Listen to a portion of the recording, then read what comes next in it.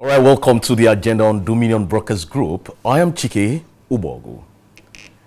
Let's start with events that happened yesterday. President Bola Tinubu has rescheduled his official visit, if I say, to Kaduna State.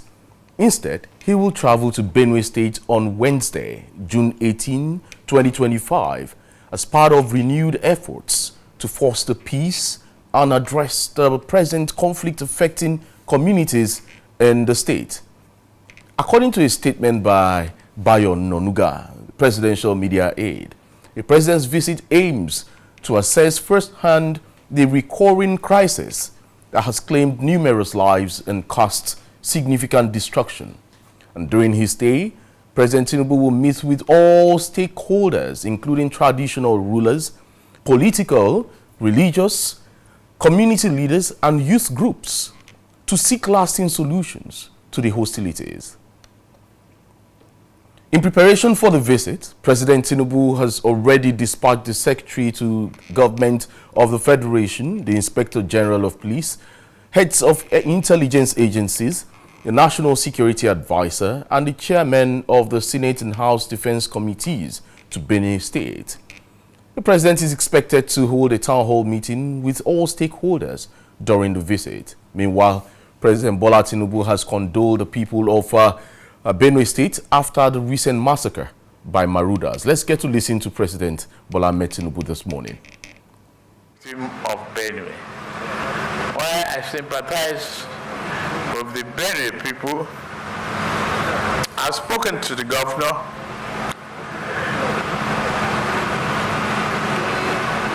The leadership and people of Benue should accept our condolences and tried hard, very, very consciously, to maintain peace, harmony among themselves. I've always said this, that we are one single, huge family living in the same house, stay in different rooms, but living together in harmony will be the result of our diversity for prosperity. We should be able to manage our anger and frustrations. I sympathize those who have lost their life. I will adjust my program and go see Benue people on Wednesday.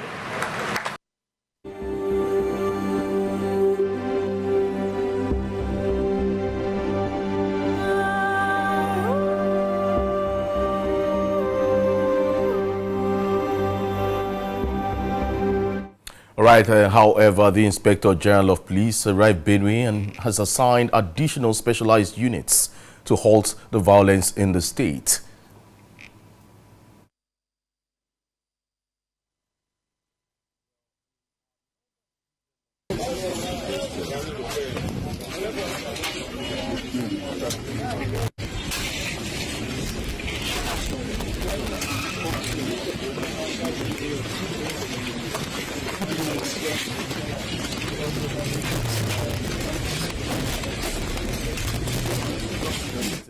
Where the Inspector General of Police with his team combing the village where human beings were massacred. Well, may the souls of those who have departed rest in peace. Well, in another development, the Economic and Financial Crimes Commission, EFCC, has arraigned Godwin Emefiele, former governor of the Central Bank of Nigeria, over the illegal acquisition of 753 units housing estate in Abuja. Emefiele was arraigned on Monday before Yusuf Halilu, judge of the Federal Capital Territory High Court, on 8-count charge.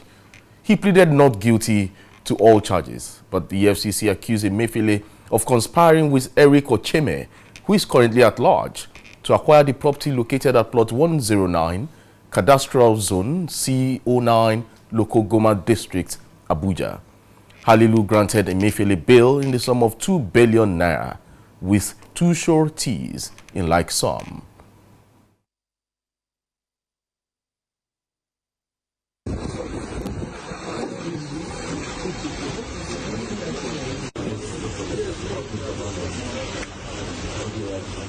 Within the jurisdiction,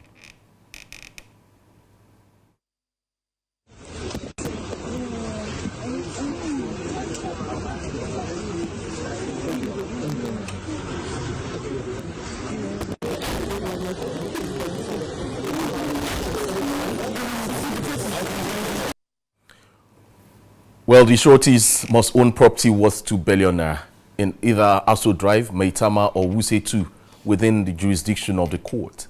The court directed that Emefiele must submit his travel documents and meet the bail conditions on or before Wednesday next week, or risk being remanded in custody.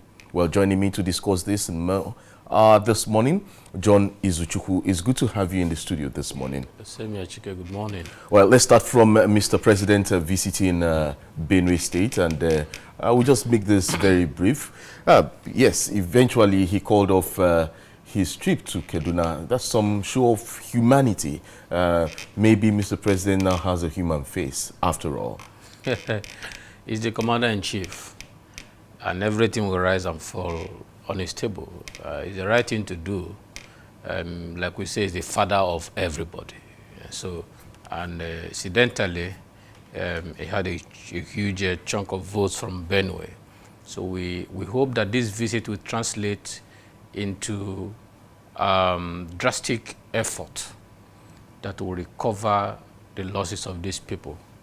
We hope it will not be another political milestone, political score points, yeah. You know, just to say that we identified with them when they were in their tough time, because this is actually an ineptitude of leadership. The primary function of government is to provide security for lives and property, and I think that they gaslight us a lot. I have not been seeing them apologize to the state, to the people. We have failed. This is not, we failed you. We couldn't provide security of lives and property. And then they are grandstanding and bringing up issues as if they should go and reconcile with those who are killing them. That might it just makes be no some sense. political ego. No. You see, leadership. Leadership is something that, you know, one of the key elements is empathy. You should, and empathy is a sign that you are sincere. Do you understand? So because these people have been killed, they gave you their powers to take over, you know, to watch over them.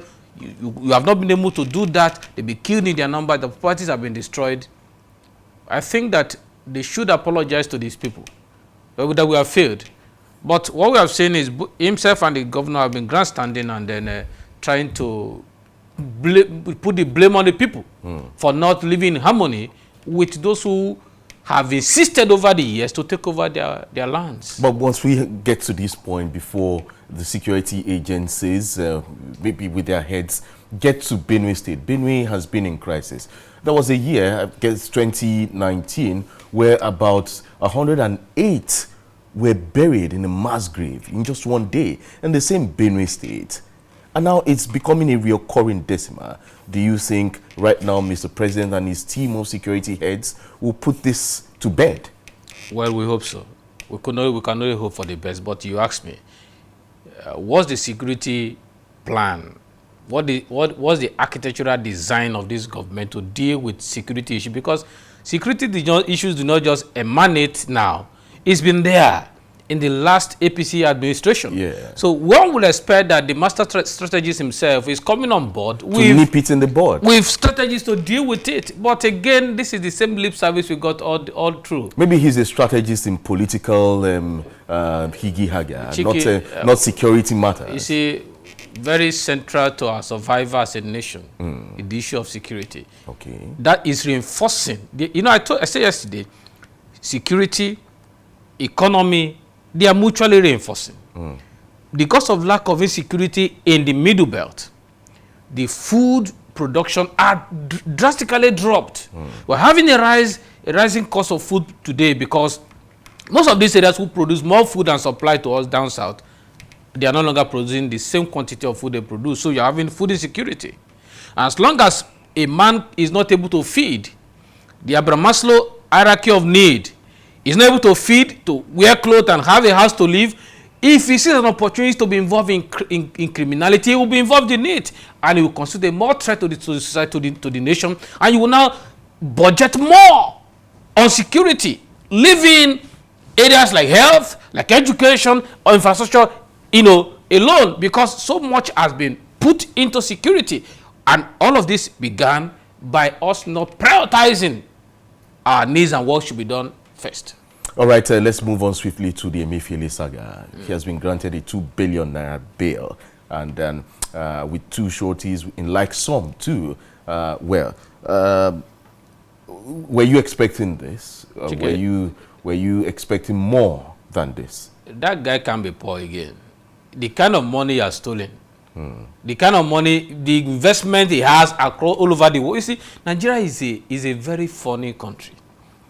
You need to steal so much so that by the time they know they will be taken to court, they know they will be caught someday. So there will be a so plea by bargain. the time you go to court, at the least, you will lose 50% of what you have stolen. But what you have as 50% can take care of you till you die and take care of children and grandchildren and great-grandchildren.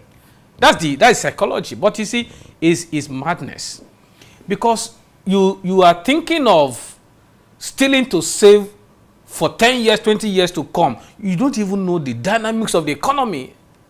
That's a particular policy can come up and mess up all your investments. The black man seems to still be in a dilemma. So I wasn't expecting anything special because he's not the first person.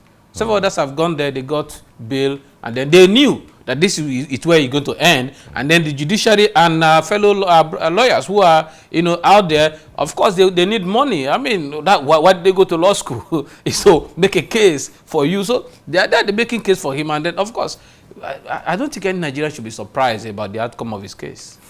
All right, moving on. Federal government policies in the last 2 years have favored the political class and a group in the business class, either by design, deliberate acts of commission or omission.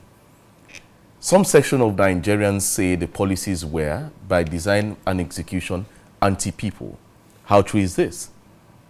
The desirable yet over-criticized twin policies of fuel subsidy removal and forex harmonization seem to favor government and the political class, unleashing hardship on the citizens. And I ask again, how true is this? Joining the conversation this morning is a finance expert and a seasoned chartered accountant, Peter Bidemi O. Good morning. It's good to have you on the agenda this lovely Tuesday morning. Good morning, Chike. It's my pleasure to be here, and good morning, listeners at home. Well, the question you've asked is a good question, and the removal of subsidy and the unification of exchange rate. Yes. Fortunately, you brought the right person to your station this morning. I work with an oil and gas company. The company is into downstream sector. We import refined petroleum products. Subsidy came in. Yeah, subsidy is real, to be factual. It's real? It's real because the landing cost of the PMS is more than the price the government asks the depot to be selling it. We call it ex-depot price. Yeah. For example, if I land the petroleum at 145 per liter, and government said the ex-depot price is 100 naira, that should 45 is subsidy. Yes. So government has to pay me the subsidy. If not, I will make loss. You get it? Yeah. Now, but there are some dubious practices by the independent petroleum owners, and the dubious practices brought in the way of enriching themselves at the detriment of the citizen. You're part of you're a member of that sector of the economy. Yeah. You work in the oil and gas. Yes. And then you talked about these dubious practices. Yeah. What form of these dubious practices are we looking at? Yeah. Thank you very so much. Nigerians really know what is really happening. Okay, thank you very much. Yeah, you know, there is a slang in oil and gas industry. We say oil and gas business is a dirty business. Dirty business. Yeah. Yeah. So part of the part of the sharp practices is backloading of petroleum products. Backloading. The ship or the vessel will come, we berth, and then discharge the products, and before you know it, they backload it into the ship again and take it to another country. Oh, That's backloading. interesting. Yeah. And at the same time, on that same product, they will present documents and go and claim subsidy from federal government. So in that case, the citizens are losing. Do you get it? Now, removal of subsidy, when President Buhari announced that he's removing subsidy, and it did not include the provision for subsidy in the budget that President Tinubu will run with. I look at it that this may be difficult for President Tinubu.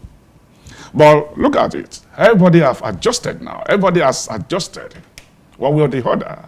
Though it impacted on the standard of living, the price we are buying gas to move around, the price we are buying diesel to run our businesses. It has impacted on it. But notwithstanding, one thing that is constant is change. Yeah, we need to face reality. See, the long-run effects of subsidy removal, we can see it now. The allocation to state government has tripled. Okay, so we're coming there. You've talked about the reality on ground of fuel subsidy. Yes. However, the fuel subsidy was reduced.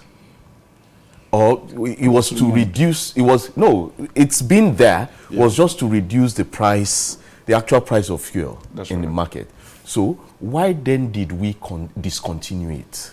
Okay, thank you very much. Look at it. There are some things I will not be able to say here, because I was an insider. Oh, okay. Exactly. Okay. I'm no longer there now. Okay.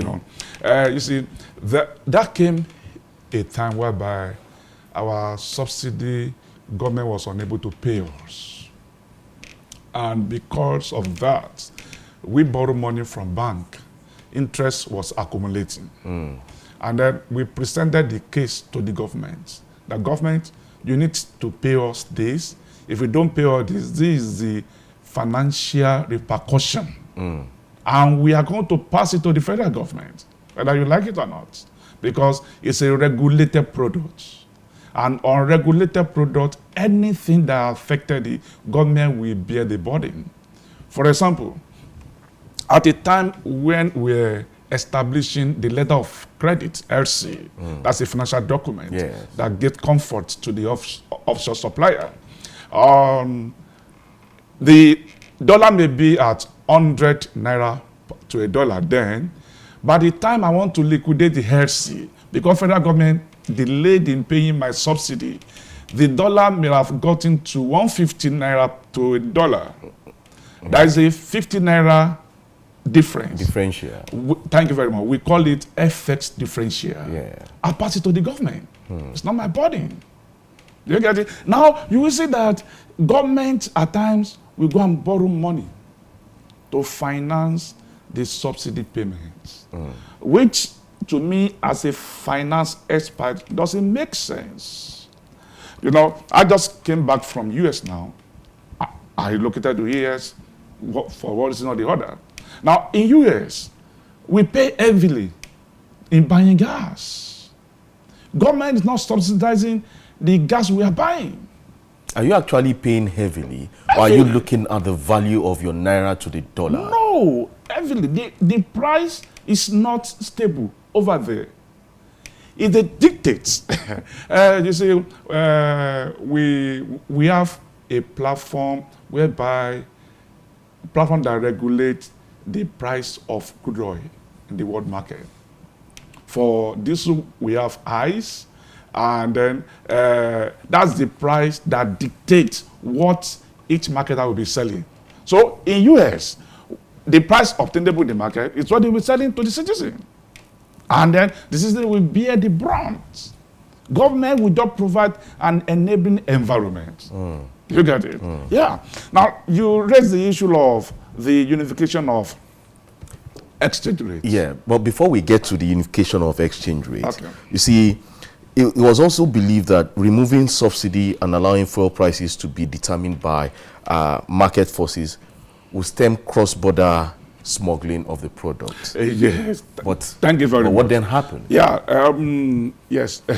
You see, the same day they removed the subsidy, we got to know the actual liters we are consuming in Nigeria. Do we actually know? Yes. Is it still transparent? It's very transparent. Okay. Because if you like, come and buy it at the rate I'm selling, take it to your country. Nigeria is not losing any money. But during the subsidy, government will have subsidized it. Then people will smuggle it out and go and sell it even at higher price. So we are losing product, we are losing the subsidy. Okay. You get it? Okay. And then we are losing the exchange rate that government painstakingly searched for. Yeah. Okay, but if you look at it this way, removing subsidy on fuel is supposed to free the huge tied-up funds for the government's use, and it should also reduce the need for government borrowing. Yeah. But now we've removed subsidy. Yes. But the government is even borrowing more. Why are we borrowing? Yes. Well, if you look at it, the subsidy removal has helped in one way or the other. Like I said, the allocation coming to the state government tripled. Yeah. Is the effect of subsidy removal. Now, you said government's upon us to borrow. Yes. If you had it not quite long, that government pay back a certain foreign loan. IMF loan. Exactly. Yes. Yeah. It's the positive outcome of subsidy removal. Yeah. Then you will see that our reserve has gone up. Do you get it? It's because of the subsidy removal. Now, government want to borrow. It's like me owning a company, and I want to borrow money. I will look at it. What down to use the money I want to borrow for? Do you get it? Now, if it is for capital expenditure, all well and good. Yeah, government should go ahead and borrow, because the capital investment will repay back that money borrowed. But most of the monies that are being borrowed are for recurrent expenditure. Like what and what? Yeah, if we're giving palliatives, most of these monies are just, just giving out these monies to people. Why not create an enabling environment for production? We stop borrowing for recurrent. I don't think government will sit down and borrow money and start giving. Well, we have a list. Palliative. Yeah, we have a list. It's happened. What has happened to our power sector? Yeah. With all the borrowing. Yes. What has happened to health? With all the borrowing. What has happened to education? Okay. So, the truth is that when you look at this issue of subsidy removal, as an ordinary Nigerian, how do they feel when you go to the street? The benefit is long term. Agreed. That's right. However, the people who are at the MSO affair, they are not part of those who are having the heat of subsidy removal. Is that leadership? That's not leadership. Because as we speak to you today, there are documents that have been available that the same corruption, in fact, that even something we are saying that is out is not even out. We have seen some of the political big guys who were disgruntled because they were not given appointment in this government to come out to say that it's a big scam. Even though we have not that subsidy that they are still subsidizing fuel. No. Okay. I don't know if you saw the argument. Many people have come out to say that. Of former Kaduna State government. If Nasir El-Rufai. if the government is still subsidizing that's in the petroleum products, right? We will not be buying at these rates. Do you get it? See, Sir, the first I thing. think, See, hold on see. a bit. I can bring to your station the profitability templates that I prepare for any product I want to bring in. I will show you line by line how we arrive at the landing cost. Yeah. So as it is now, at this rate, government is no longer subsidizing the petroleum product. Exactly. But is government subsidizing the foreign exchange because harmonization of the Okay, multiple thank you. exchange Yeah, rates you know, is also not bad in itself? I want to go into that before you Yes, say, okay, let's finish yes. the subsidy. You know, when I was actively in the dancing sector,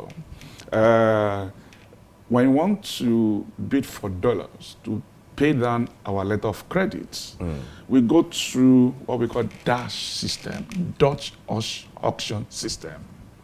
And I will just say something in proverb. You know, if you are on a queue to be served, and you look at it, that this will take longer time, and the time you will waste in waiting on the queue, you can use it on a productive activities. You want to shunt the queue. Look at the way of reducing your waiting time. So you go through the black market? Not black market. Yeah. Parallel market, as it See, were. black market is even because I'm bidding from CBN, which is cheaper for me. Black market rate is very high. Now, I will want to look at, okay, how can I reduce this waiting time? So I paid a premium on top of what what the price offered by CBN. Okay. Do you get it? I won't say more than that. No, when you say you're paying The premium, premium. can you on break it down? I will not be able to break it down for some reasons. The premium I'm paying will reduce my waiting time. People should be able to take out that. Okay. It's getting clearer now. He said something that Emefiele cannot be poor again. Yeah. Part of the premium goes to him. Do you get it? Now, the Dutch auction system was cancelled, and we moved to high and high window, import and export window. Yeah, whereby the forces of demand and supply play the role, dictate the price. Still, as at that time, there were a lot of backlogs. It got to a time, if it did not amount to advertisements, the bank that financed my importation is Citibank. You know how big Citibank is. It got to a time that Vitor, that's the foreign supplier, rejected our LC. Rejected Citibank LC. I said, why do you have to reject my LC? I have my program already planned. They said because the country is not financially trustworthy. Wow.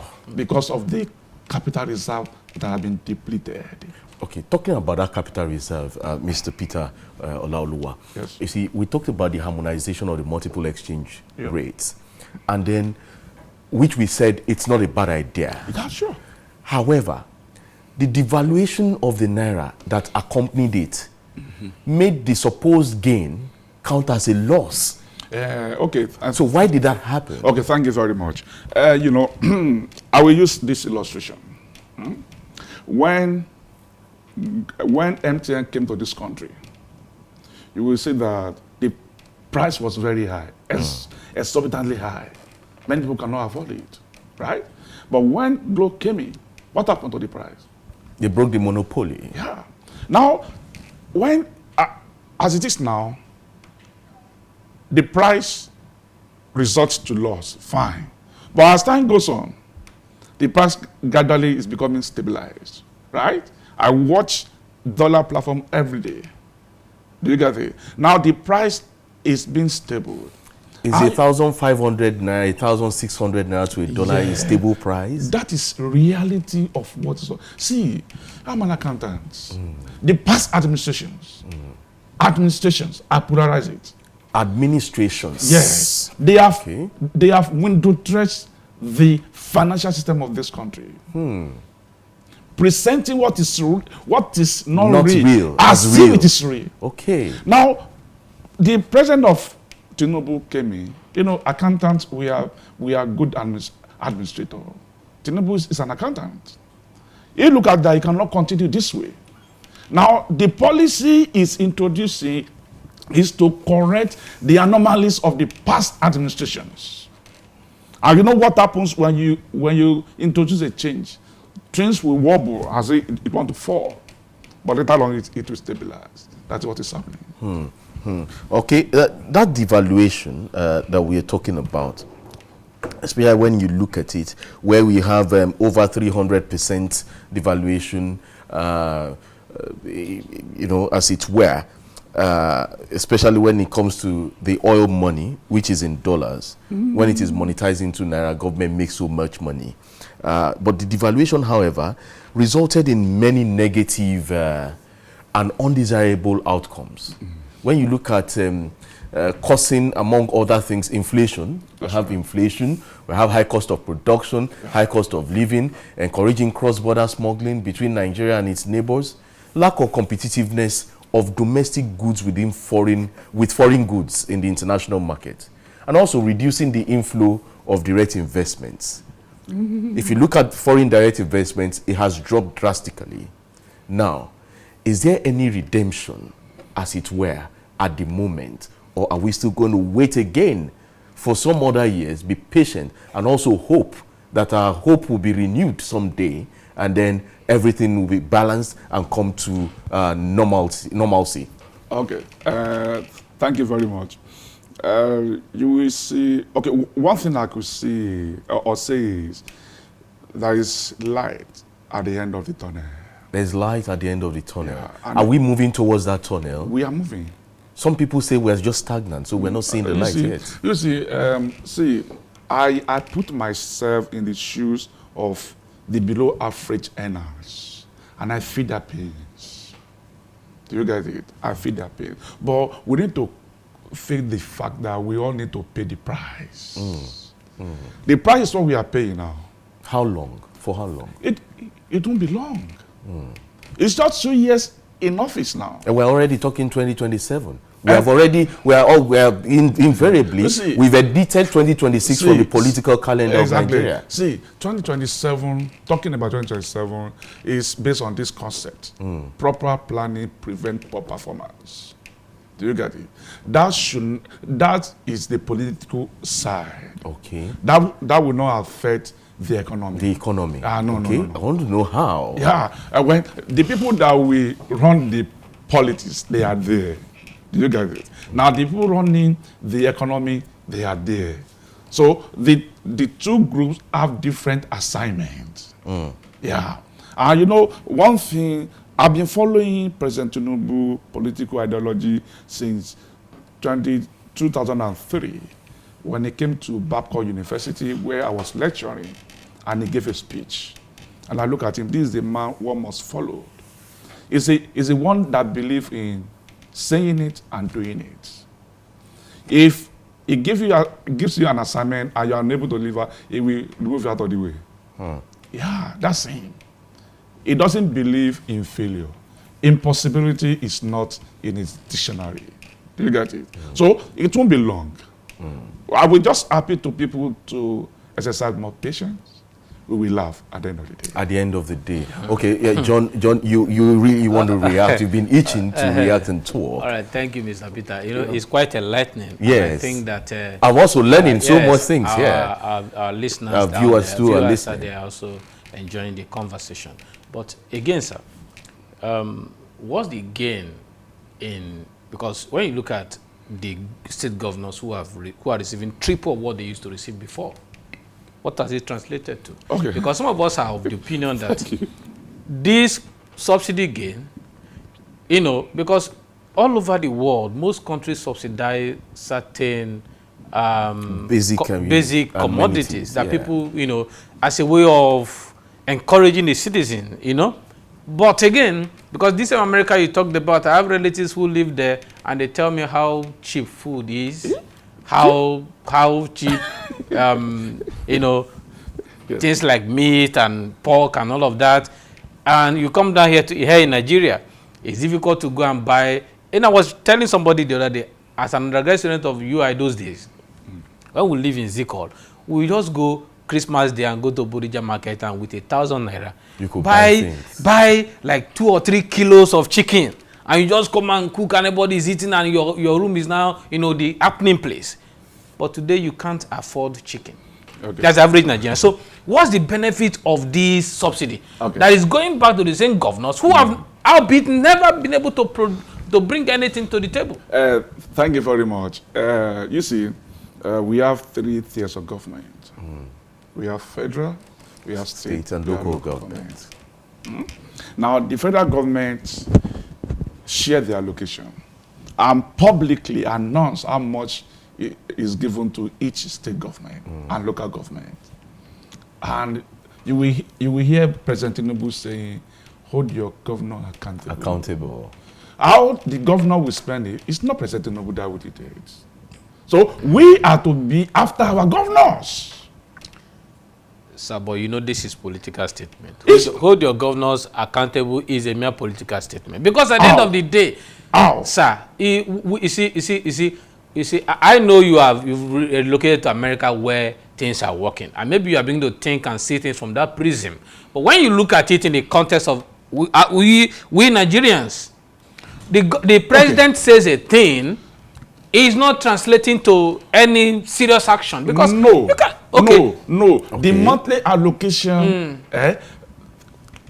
CBN or Ministry of Finance will credit the account of the state directly. Certainly, we know. The cash will come down to the state accounts. We know. How are they spending it? That's what we're Ask saying. the governors. That's what we're saying. That is that President Tinubu? No.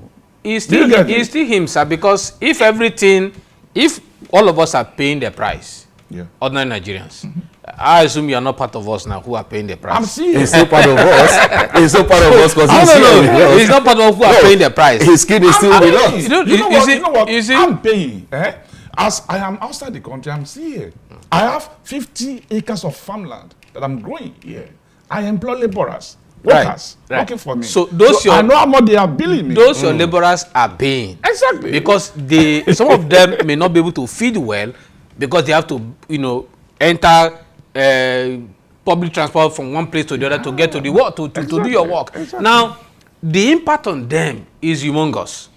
Now, you cannot now say that a governor who does not even know what rice is cost in the market, he's not part of his business. The state is taking care of him.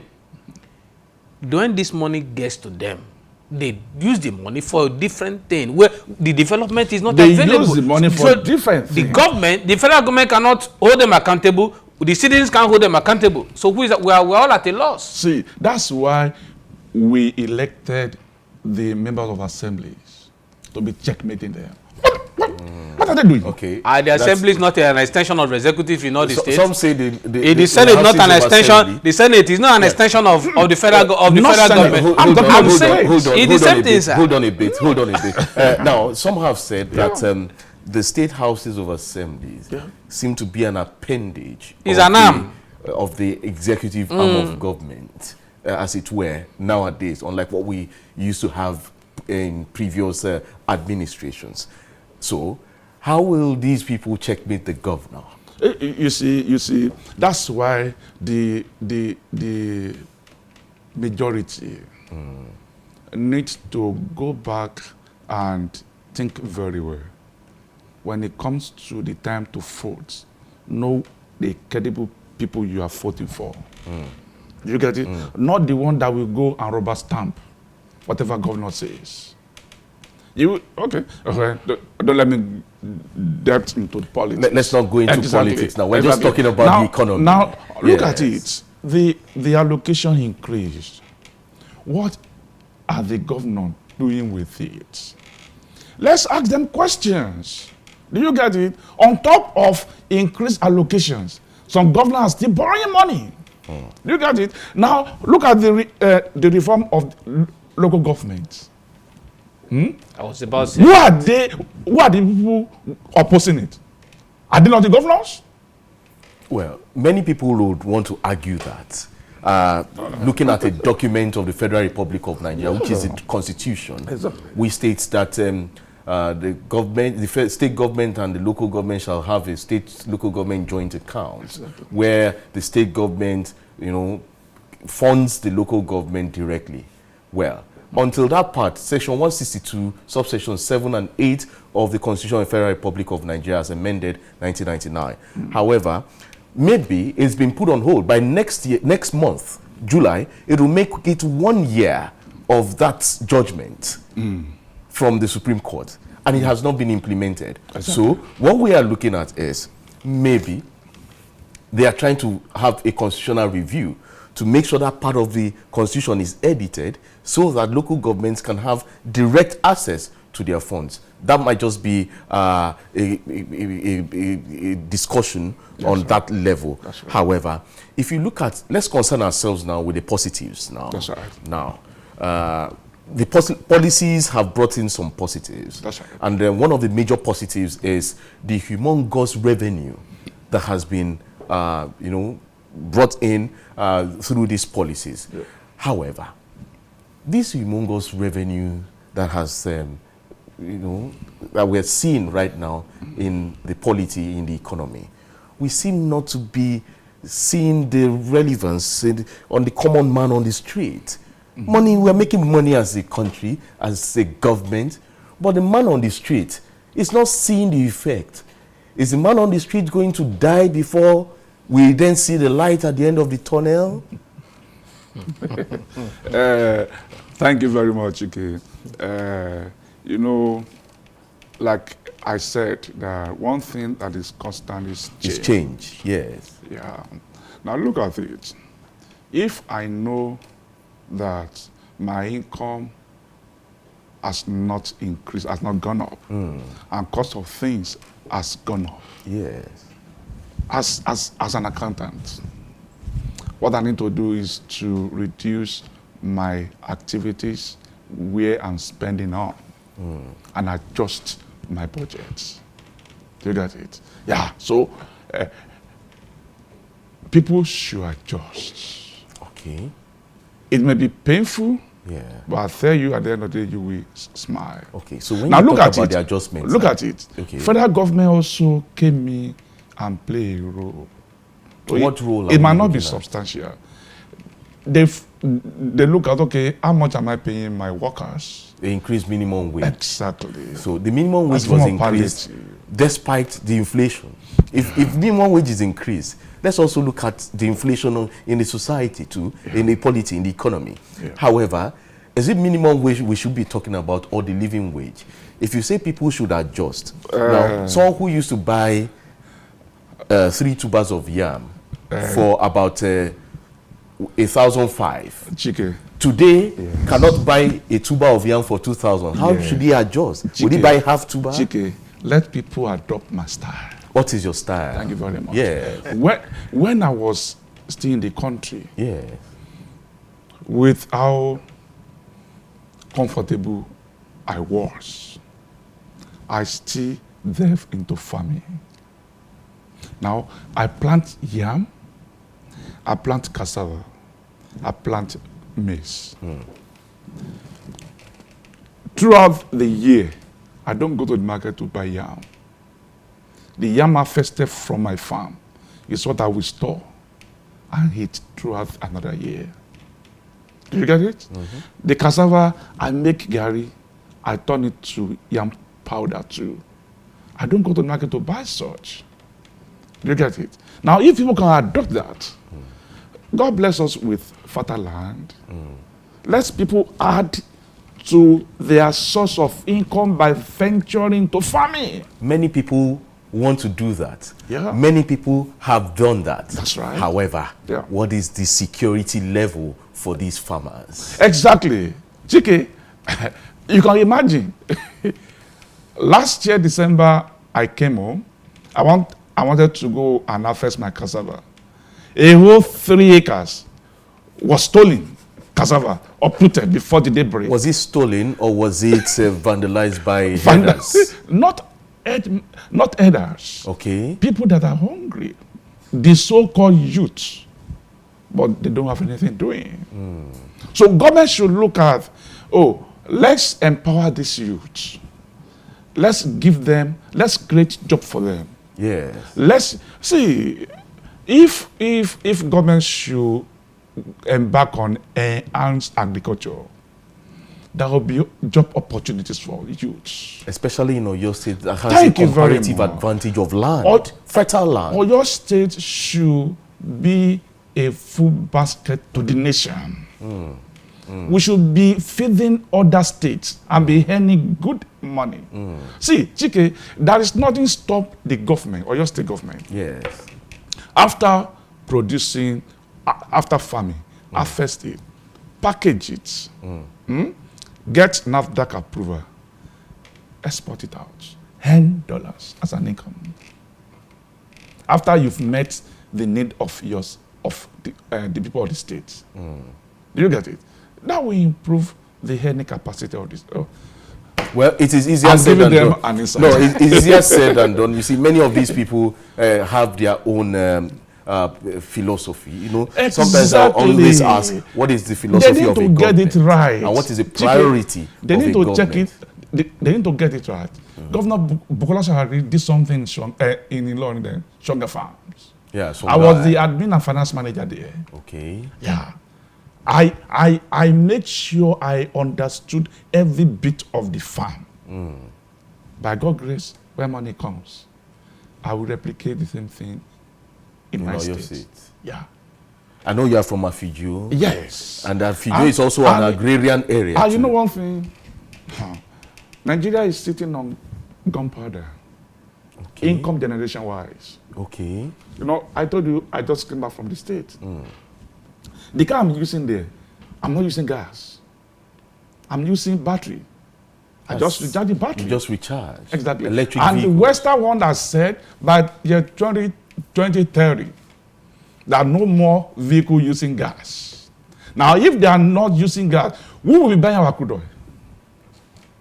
The Nigeria government need to think fast. They need to think outside the box. All this we have just talking. Considering what is even happening in the Middle East now, Iran, Israel. You know the way out? Yeah. We should all go back to farming. That's the way out. Okay, well, on our radio station, Dominion 106.1 FM, there is a program called Back to the Farm on Wednesdays by 8 p.m. and it's anchored by yours truly, Chike, here. So if you want to have more insights on agri-business, let's go back to the farm and listen to Dominion 106.1 FM on radio. Well, that's publicity for that on radio. Yes. Okay, John, your final words, because we have to leave now. Yeah. Well, I hope that there will be some calm in Benue, and let us as Nigerians, you know, be strengthened and encourage ourselves to knowing that one day there will be, you know, we will see the light indeed at the end of the tunnel. We have to keep hope alive. All right, Mr. Peter Olaoluwa, your final words on this program for Nigerians. Thank you very much. Yeah, one thing I will still repeat is that we should exercise more patience with the government, and I believe at the end of the day, we will smile. All right. I've watched so many families go down the ladder and only a few rise up. Those who rise up are those in political parties or close to the corridors of power. The next policies this government should now focus on is employment generation in industry and agriculture, like we have proceeded. Yes, raising the standard of living and reducing the cost of production, just to reduce the cost of living. There should be people-centered policies. That is when President Bola Ahmed Tinubu will have a meaningful administration to the common man. Thank you, John Izuchukwu, for featuring here. John Izuchukwu is a development researcher at the University of Ibadan. And also, I also have here a seasoned chartered accountant, Mr. Peter Bidemi O. Thank you for being here today. Thank you very much. All right, let's keep this conversation going. Do follow us on all our social media platforms on YouTube, Instagram, Facebook, and TikTok. The handle is at Dominion Broadcast, and on the app X is at Dominion Cast. Visit our website at www.dominion.org.ng. My name is Chike Ubogu. Enjoy the rest of your day and stay safe.